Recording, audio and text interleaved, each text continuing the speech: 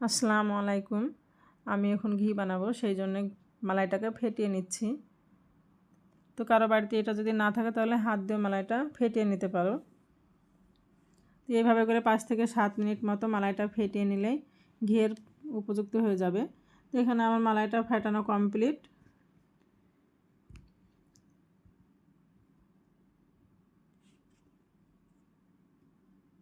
আমি মধ্য আঁচে 5 থেকে 7 মিনিট মতো মালাইটাকে ফুটিয়ে নেব।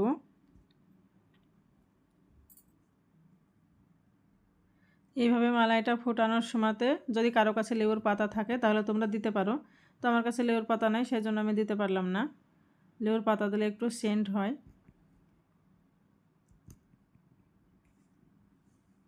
তো এখানে দেখো ঘি আর মালাই আলাদা হয়ে গেছে। তো আমি ঘিটা এবার ছেঁকে নেব।